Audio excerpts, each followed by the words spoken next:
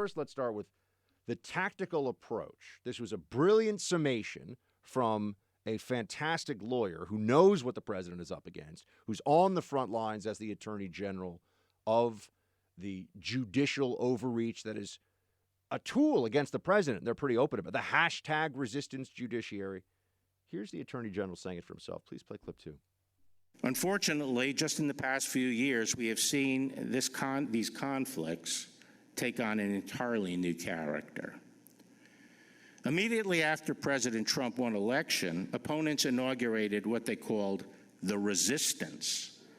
And they rallied around an explicit strategy of using every tool and maneuver to sabotage the functioning of the executive branch and his administration.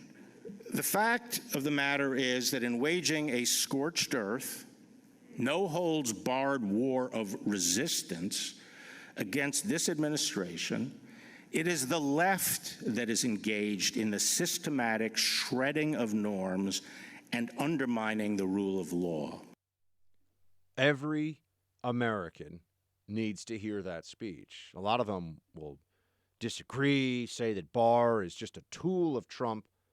This is the crux of what we are seeing right now with impeachment, with the Democrat and the left's war on this president, abusing the bureaucracy, weaponizing the intelligence community, usurping executive authority through the judicial branch. This is what they are doing. And it is, in fact, very much out of the Saul Alinsky playbook. This goes back to the origins of community organizers and doing things that, while not explicitly illegal, are meant to use the system against itself, to shut it down.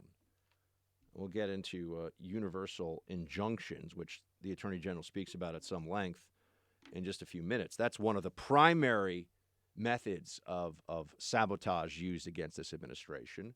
Judges have been essential in this process to the left, and they've been acting in bad faith, and their decisions are appalling, and they do violence to the rule of law while saying they are protecting the rule of law.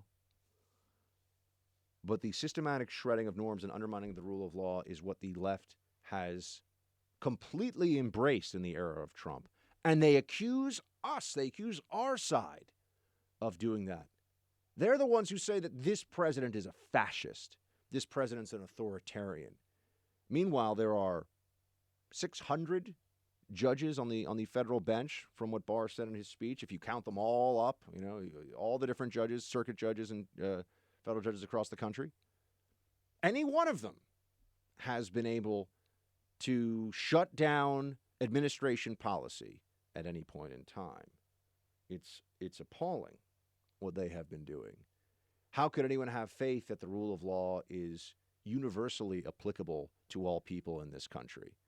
That the justice system isn't just now a series of excuses used by the left to get what they want when they want it. That's what the system has delivered. Or to undermine the system and say that it's biased, it's unfair. The ideology of intersectionality, the Marxism underlying all of this on the left, is a constant excuse for, well, the very system itself is imbalanced. One day we have to do whatever the system says when they like it.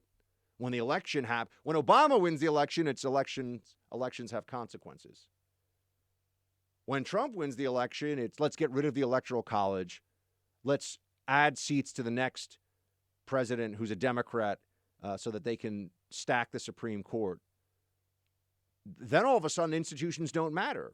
And they keep doing this, and they seem to think that we don't recognize, but we do recognize. We understand that they want what they want. But perhaps even more important in some ways than when Barr illustrated the processes by which the left is undermining the processes of government, the ways in which they are duplicitous when they talk about institutions and rule of law, how it's not serious, it's not rooted in principle, it's completely the system a la carte. Some days they want to order this, some days they want to order that.